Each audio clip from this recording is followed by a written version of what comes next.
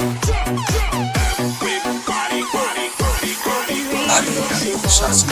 घंटा जोड़े बाले रंग शासन घंटा जोड़े बाले रंग शासन घंटा जोड़े बाले रंग शासन घंटा जोड़े बाले रंग शासन आयो घंटा जोड़े बाले रंग शासन। नमस्कार, अस्सलाम वालेकुम। ईद मुबारक सबैजनालाई। मेरा नेपालमा र बाहिर भएका सबै साथीहरूलाई ईद मुबारक। नेपालगञ्जको भतिजोले पठाएको कुर्ता, गाउँको दर्जीले सिलाएको कोट, पाकिस्तानको यो सिन्धु घाटीको सभ्यताबाट आएको अजरक, नेपालको Dhaka topi, what can be better than that? Madhesi छौडा। वेल, हामी यसै गरी हुर्क्यौँ नेपालमा, तराईमा अझ खास गरी। मैले एउटा कुरा गर्न खोजेको थिएँ र अहिले चाहिँ अलिक प्रसङ्ग बेग्लै भयो। त्यो प्रसङ्ग चाहिँ नि के भने अध्यागमनको, इमिग्रेसनको। जसरी हामी एक ठाउँबाट अर्को ठाउँमा सर्छौँ, यहाँबाट उहाँ जान्छौँ, उहाँबाट त्यहाँ जान्छौँ, त्यो सबै जुन भइरहेको छ, त्यो इमिग्रेसन सम्बन्धमा कुरा गर्नै पर्ने जस्तो लाग्यो मलाई। अब यो धर्म, अब यो लुगा, यो सबै कुरा धर्मको कुरा गर्दाखेरि म कुनै टेलिप्रम्प्टर राखेर केही कुरा राखेर कुरा गरिरहेको छैन। I'm talking my heart. र यो मैले यो हार्टको कुरा गर्नलाई म कुनै बङ्करभित्र लुकेर बसेर गर्नुपर्ने, त्यो इल्युजन क्रिएट गरेर त्यो भित्र चाहिँ एउटा पात्रलाई राखेर त्यसमा चाहिँ जबरजस्ती त्यसलाई चाहिँ ठेलेर तैँले यो कुरा बोल्नै पर्छ, तैँले यो कुरा गर्नै पर्छ भन्छ भने हामी जसलाई आलोचना गरिरहेको छौँ, यो धेरै बोल्यो, यसले धेरै गर्यो भनेर, आखिर हामी त्यही कुरा आफै पनि दोहोऱ्याइराखेको छौँ। हामी त्यही सन्दर्भमा भन्ने हो भनेदेखि, well, that's entirely different thing. अब मैले भनिहालेँ अस्ति नै, म जर्नलिजमको स्टुडेन्ट हो, म भाइरलिजमको स्टुडेन्ट होइन। मनमा लागेको कुरा भन्छु। म आफूलाई नेपालमै इमिग्रेन्ट फिल गर्छु, टु बी भेरी अनेस्ट। 200 वर्ष जति अगाडि पनौतीबाट सिराहाबाट महोत्तरी मेरा हजुरबाको बुवाले जुन यात्रा गर्नुभयो, सम्झिनुहोस्, 200 वर्ष अगाडिको चाहिँ मधेस, रोग, जङ्गल, बाघ भालु जीवजन्तु, नयाँ भाषा, नयाँ परिवेश, गर्मी, लामखुट्टे, उडुस, उपिया, सर्प, बिच्छी, कति कुरा थिए त्यहाँ।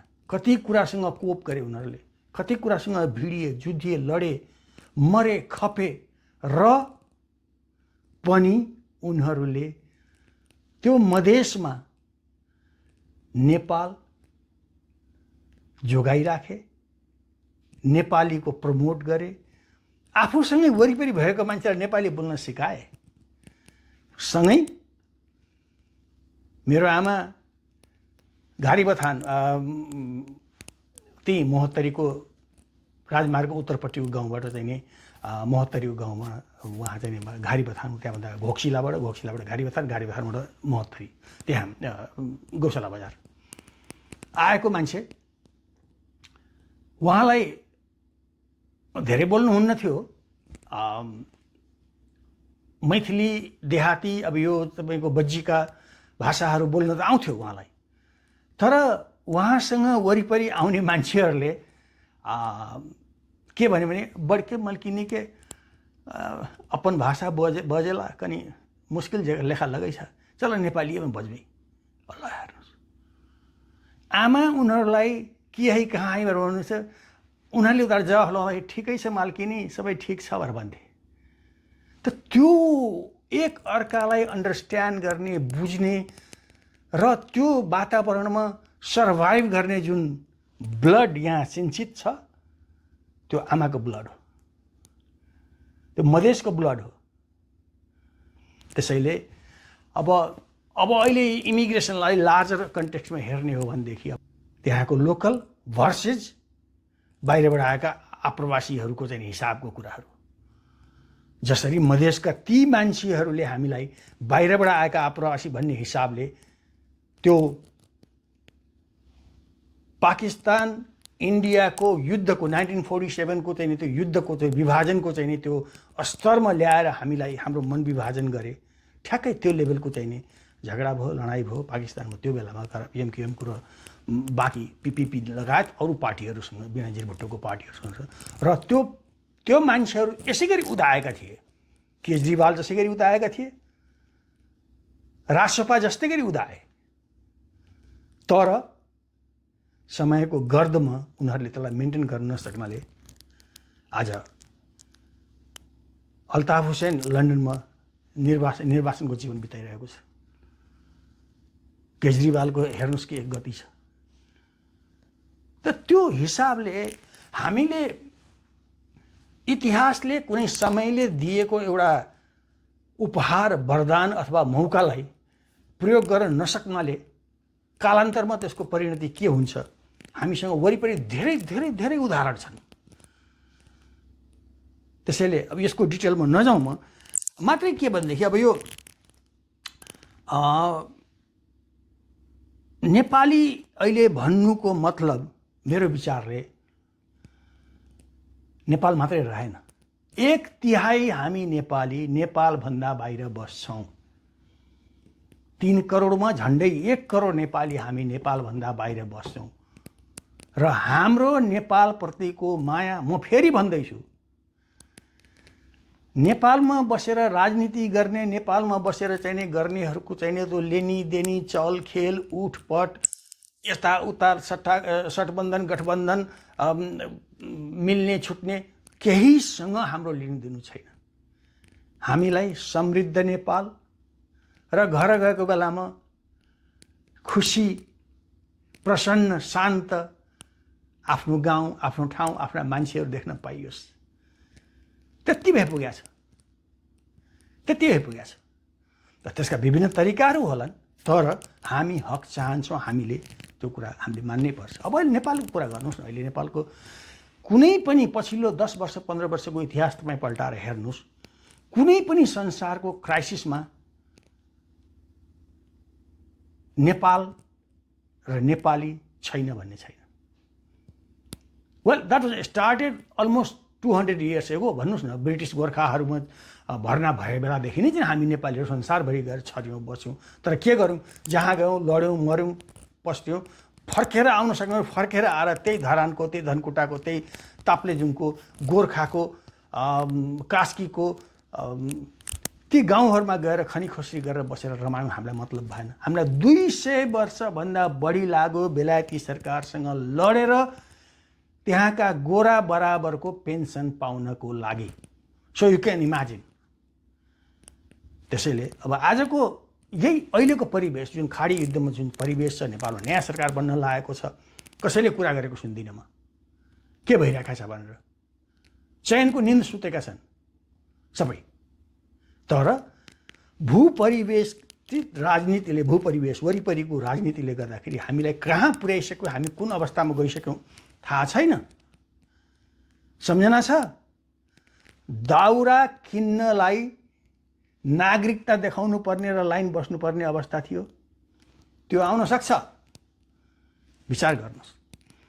अब घरेलु कुरा भयो, त्यो सामरिक कुरा, राजनीतिको कुरा गर्ने हो भनेदेखि यो अहिलेको युद्ध साँच्चै भन्ने हो भनेदेखि बिपिन जोशीबाट सुरु भएको थियो। इजरायलमा कन्सर्टमा हमासका आतङ्कवादीहरूले आतङ्क गरेर के अरे घुसेर त्यहाँ मान्छेहरूलाई मारेर सबै कुरा गरेर बिपिन जोशीबाट सुरु भएको थियो। अहिले कहाँ गएर सकेको छ? अमृत झामा गएर सकिएको छ। हिजो मात्रै त्यो होर्मुज, इरानको त्यो साँगुरो जल मार्गमा, जल नाकामा त्यहाँ अमृत झा फेला परेका छन्। खाडीमा कति नेपाली मरेर बसेका छन्, उनीहरूको सब नेपाल आउन सकेको छैन। हामीले केही कुरा गर्नु पर्दैन, हाम्रो केही दायित्व छैन। हामी के उही राजनीतिको रोटी सेक्न मात्रै आएको हो? चाँडो ठिक छ, नेपालले दुईटा कुरा हुनसक्छ, नेपालले यसमा के गर्न सक्छ र केही पावर छ र, अथवा यो कुरा अति चाँडो भयो, नयाँ सरकारलाई केही गर्नै पाएको छैन, बिचरा चाहिँ नि बालेनले शपथ ग्रहण गर्नै पाएको छैन, रविले चाहिँ नि पार्टी अध्यक्षको मोज लुट्नै पाएको छैन, द्याट इज देयर होला। तर गर्नुपर्ने कुराहरूको सङ्केत पूर्वानुमान दिनुपर्छ। जेएनजीको आन्दोलनबाट नै सरकार बनेको हो भन्ने हो भने पनि हिजो रक्षा बमलाई मातृखण्ड मण्डलामा तिमीहरूले के गर्यौ? त्यो रक्षा बमलाई जसरी भिडको न्याय मबले जसरी चाहिँ उसलाई पेल्यो, त्यो के हो? त्यो के हो?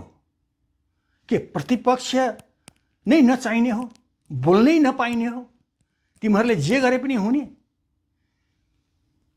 त्यो मनसा आयो भनेदेखि we are not heading toward right direction.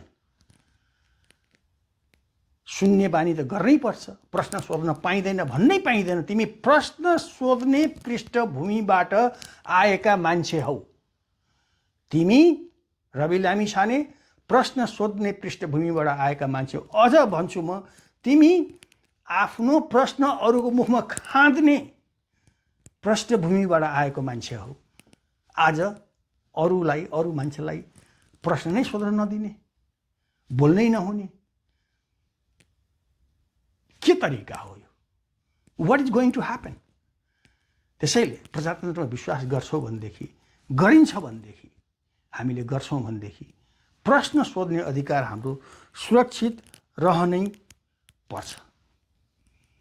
विश्वव्यापी खाडीको कुरा त मैले भनिहालेँ कति चाहिँ नि, र जुन आशाले तपाईँहरूले गल्फबाट चाहिँ नि मान्छेहरूले जसरी प्रभावित गर्नुभयो, विषय मनपरी भन्नुभयो, सबैलाई पाँडे पजनी गर्नुभयो, गाली गर्नुभयो, के भन्नुभयो, के भन्नुभयो, सबै कुरा भन्नुभयो, वी टुक इट। तर यही परिस्थिति रहिरह्यो भनेदेखि नेपालमा बक्सा बन्द भएर नेपालका छोराछोरीहरू खाडीबाट आउने क्रम रोकिने छैन, र त्यो वर्षमा 2000 भन्दा बढी हुन्छ त्यो बक्सा। त्यसैले 35 वर्षमा तिमीहरूले के गर्यौ भनेर जुन भन्नुहुन्छ नि, अब तिमीहरूको 35 घण्टामै त्यो प्रश्नको जवाफ आएन भने रक्षा बमलाई त मब लगाएर चाहिँ हल्लाखल्ला गराउनु भयो होला, मिराज ढुङ्गालाई मन परि गराउँदै हुनुहुन्छ, अरू मान्छेहरू उठ्न सक्छन्। बुढा मान्छेहरू बैशाखी फालेर, व्हील चेयर फालेर आउन सक्छन्। हान बोली, त्यो इतिहास चाहिँदैन तिमीहरूलाई। के हामीले भन्न नपाउने? यो आयोग, कार्की आयोगको प्रतिवेदन सरकार बन्नुभन्दा पहिले हेर्न पाउनुपर्छ र त्यसमा भएका मान्छेहरूलाई कारबाही गरेपछि मात्रै सरकार बनाउनुपर्छ भनेर हामीले भन्न नपाउने? कुन संसारमा छौँ हामी? थाहा छैन तपाईँहरू के गर्दै हुनुहुन्छ, कस्तो चाहिँ नि अब यो सङ्घर्षको अवस्था हो, मलाई थाहा छैन। यो चाहिँ तपाईँहरू विचार गर्नु, मलाई थाहा छैन भन्नुको मलाई थाहा छ, तर बोलीचालीको भाषामा भन्दाखेरि चाहिँ नि यो तपाईँहरूको कुरो हो भनेको मैले। किनभने म राजनीति गर्न आएको, राजनीतिमा हाम फाल्ने तिमीहरू हो, तिमीहरूलाई रहर थियो राजनीतिमा हाम फाल्ने र चाहिँ नि यो सबै गर्ने, र सारा वितण्डाको चाहिँ नि जाल झेलको जुन षड्यन्त्र छ त्यसको पर्दाफास हुनै पर्छ। सिंहदरबार एउटा बिल्डिङ मात्रै थिएन जसलाई जलाइयो, त्यो मेरो धरोहर, मेरो बाबु बाजेको धरोहरको पुस्ताको धरोहर थियो। त्यो सिंहदरबार जल्नु भनेको चन्द्रशमशेरले बनाएको त्यो दरबार होइन, त्यो सिंहदरबार नेपाल हो। त्यहाँबाट फाइल हराएर फाइल खोजी डढाइनुको मतलब त्यो चाहिँ नि आन्दोलनमा मान्न तयारै छैन। त्यसैले ती सबै कुराहरू ठिक छ, अहिले नगरौँ, नयाँ छौ, तर के भन्छ नयाँपन आउँछ यो कुरामा भन्ने कुरा हामीले झझल्को पाउनु पर्यो, झझल्को देखिएको छैन। एउटा मनपरी बोल्ने, एउटा बोल्दै नबोल्ने, एउटा रहस्यमा बस्ने, एउटा चाहिँ नि मनपरी गर्ने। मिलाऊ आफ्नो तालमाल कुराकानी के छ कसरी मिलाऊ त्यो चाहिँ नि त्यो हिसाबले गरेर ठिक छ। अब बालनजीले सकारात्मक कुरा गरौँ। म जनकपुरको मान्छे। बालनजीले रामनवमीको दिन चाहिने शपथ ग्रहण गर्ने भन्नुभएको छ। I'm happy. साङ्केतिक रूपमा उहाँ आफै मिथिलाको मान्छे, महोत्तरीको मेरो गाउँको मान्छे। साङ्केतिक रूपमा उहाँले राम राज्य हम लबै छी हाम्रा मार्फत, हम राम के अवतार भके आल्छी, हम राम राज लबै छी। म रामको अवतार भएको मान्छे हो र म राम राज्य चाहिँ ल्याउँछु यो देशमा भन्ने तपाईँ ठान्नु भएको छ भने पर्फेक्ट, फाइन। तपाईँले नबोल्नुलाई पनि हामीले चाहिँ नि लिन सक्छौँ। राम पनि कमै बोल्थे, लक्ष्मण रिसाहा थिए है, लक्ष्मण रिसाहा थिए, लक्ष्मण धेरै बोल्थे, राम कमै बोल्थे। अहिले जस्तै बालनजी कम बोल्नुहुन्छ, रविजी धेरै बोल्नुहुन्छ, मनपरी बोल्नुहुन्छ, आफूलाई फाइदाको कुरा मात्रै बोल्नुहुन्छ, फाइदाको कुरा बोल्दै बोल्नुहुन्न, अरूलाई होच्याउनुहुन्छ, आफूलाई उचाल्नुहुन्छ। वेल फेरि म त्यहीँ गएँ, त्यो सोच्नै सक्दिनँ, यो सबै कुराहरू सोचेर म सोच्नै सक्दिनँ। एउटा यङ जेनेरेसनको नाममा, एउटा चाहिँ नि नव पुस्ताको नाममा गरिएको आन्दोलनलाई जसरी चाहिँ नि यहाँ अपहरण गर्ने प्रयास गरेर आफ्नो साथ सिद्ध गर्ने काम भइराखेको छ। How can I stop not saying anything? Early छ, द्याट्स देयर। शङ्काको सुविधा दिएको छ र दिनुपर्छ। हामीले ओलीलाई पनि दिएको हो। उनी महान राष्ट्रवादी भनेर हामी सबैले जय जयकार गरेका थियौँ। हेर्नुहोस् आज ओलीजी कहाँ गए। त्यसैले तपाईहरू बिपी जस्तो भएर सम्झना योग्य भएर जाने हो कि ओली जस्तो भएर चाहिँ नि बिर्सना योग्य भएर जाने हो? You decide it. हामीले के भन्नु छैन। त्यो पाथ, त्यो मार्ग तपाईले चुनेको हो। हामी त त्यसको पिछलग्गु मात्रै भएको हो। तपाईहरुले झण्डा उठाइदिनु, हामीले गरौँ, हामी गयौँ, पछि लाग्यौँ, गरौँ, जे भयो भयो। अब रामनवमीकै दिन म यो सबै कुरा स्क्रिप्ट राखेर टेलिप्रम्प्टर राखेर पढिरहेको छैन। यहाँ जे छ यहाँबाट त्यही आइरहेको छ। त्यसले गर्दाखेरि आई मे साउन्ड अड, कुरा चाहिँ नि दोहोरिएको होला, अप्ठ्यारो सुनिएको होला, नराम्रो सुनिएको होला, तर गाली गलौज गर्दिनँ म। म्यामु गर्ने मेरो बानी छैन र गर्दैन पनि, र गर्न पनि हुँदैन। किनभने डेमोक्रेसीमा विश्वास राख्ने मान्छेले जहिले पनि अर्काको कुरा सुन्ने, अर्काको कुरा बुझ्ने प्रयास गर्छ। यहाँ त बोल्नै नपाउने अवस्था सृजना भएर म एक्लैले बोल्नुपर्ने अवस्था बनाएको तिमीहरूले। बोल्नै नपाउने अवस्था। बोल्यो कि मन परी दाजुभाइ दिदीबहिनी आमा बाउको सामुन्यमा त्यो फेसबुकको पोस्ट हेर्न सक्ने अवस्था छैन। के हो यो? नव पुस्ता, पढेको पुस्ता, जान्ने पुस्ता, घन्टे पुस्ता कि घन्टा पुस्ता? के हो यो? विचार गरौँ। रोष छ, आवेग छ, उत्तेजना छ, तर मैले त्यो रोष पोख्न मिल्छ, तिमीहरूले त्यो रोष पोख्न मिल्दैनौ, किनभने तिम्रो देश लिड गरेर हिँडेका छौ। मधेसबाट जति पनि युवाहरू चुनिएर आएका छन्, त्यहाँ छानिएर आएका छन्, रासोपाको नाउँमा, रासोपाको त्यो भेलबाडीमा बगेर जति पनि पसेका छन्, ती सबैलाई साइन गराउ त एउटा कागजमा। म कुनै पनि आफ्नो शादी बिहामा चाहिने दहेज लिने छैन भनेर हेर्नु कतिवटा मान्छन्। हेर्नुहोस् कतिवटाले मान्दछन् म छोरीहरूलाई मेरो घरमा बराबर पढाउने छु भनेर भन त। हेर्नु कतिजनाले मान्छन्। अनि त्यो घरमा हेर्नुहोस् कतिवटाको त्यो संस्कार हो। त्यो संस्कारबाट आएको मान्छेले परिवर्तन हुन खोजेको छ भने एकदमै राम्रो। तर हावाहुरी बतासको भेलमा आएको चाहिने कुरा त्यो पत्कर उड्ने आउने हुने भइरहेको छ। त्यो हावाहुरी सेटल भएपछि मात्रै एक्चुअल चाहिने ड्यामेजको चाहिने एसेस गर्न सकिन्छ, कति चाहिने क्षतविक्षत हो भनेर हेर्न सकिन्छ। त हामीलाई त्यो मौकै दिएनौ, तिमीहरूले हामीलाई त्यो मौकै दिएनौ। अहिले गरिरहेको छौ के भने मन परी। So please stop that. त्यसैले रामलीला नै रामनवमीकै बेलामा चाहिने म रामको प्रतीक, रामको दूत भएर चाहिने यो देशमा सुशासन ल्याउँछु भनेर भनेको वेल एन्ड गुड। म त एकदमै खुसी हुन्छु। हमरा से बेसी खुश कोनो नहीं होते। हम कह दिली हमरा से बेसी खुश कोनो नहीं होते। हमरा भाषा बजे वाला आदमी कोनो प्रधानमंत्री होते कि चाहिए हमरा? धोती और नुंगी, कुर्ता और नुंगी पहनने वाला आदमी प्रधानमंत्री बनते सिंह दरबार में बैठते हमरा की चाहिए? खुश हो गए हम।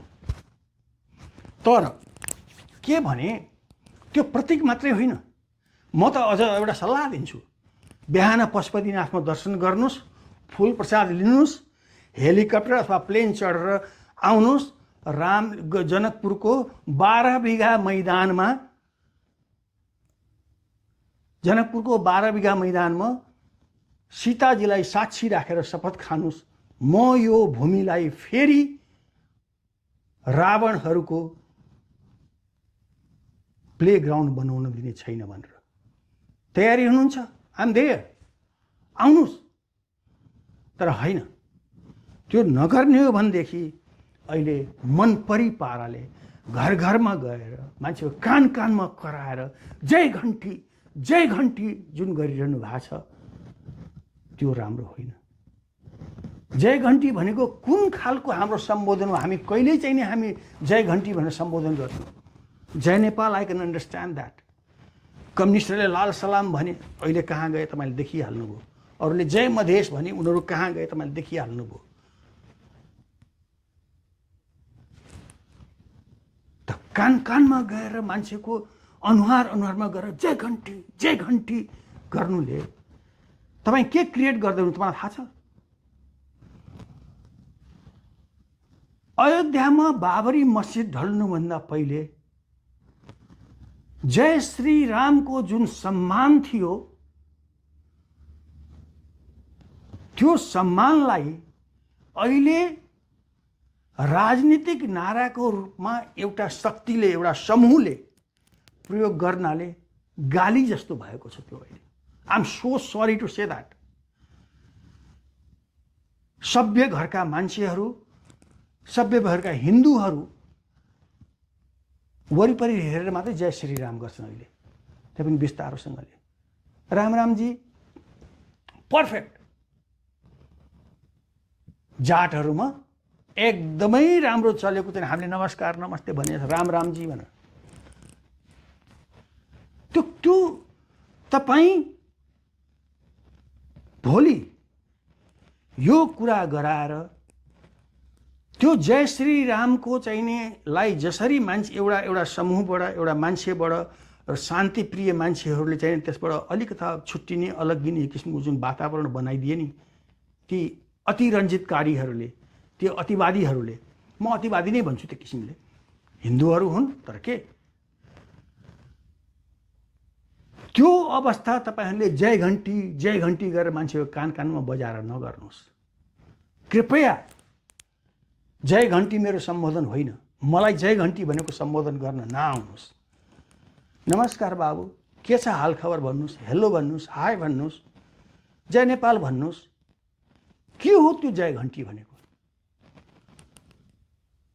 र तपाईहरूले मन्दिरमा बस्ने मेरो पवित्र घन्टीलाई र तपाईहरूको घण्टालाई जसरी एउटै ठाउँमा राख्नु भएको छ र त्यो प्रतीक बनाउनु भएको छ, त्यसले अल्टिमेटली त्यो घन्टीबाट वितृष्णा आउनुको मतलब मेरो संस्कारबाट मान्छेहरू, एक थरी मान्छेहरू अलग्गिनु हो। घन्टीलाई हेट गर्ने भनेको संस्कारबाट टाढा जानु हो। कृपया बचाउनुहोस्, बचाउनुहोस्। नेपाल बन्छ। तपाईहरु यङ हुनुहुन्छ, तपाईहरु इनर्जेटिक हुनुहुन्छ, सबैको कुरा सुन्नुहोस्, सबैलाई मिलाउनुहोस्, नेपाल बचाउनुहोस्। आउनुहोस्, पशुपतिनाथमा दर्शन गर्नुहोस्, 12 बिघा मैदानमा आएर नेपालको सरकारको प्रधानमन्त्री बन्नुहोस्। हामी सबै तपाईलाई स्वागत गर्छौँ। नमस्कार।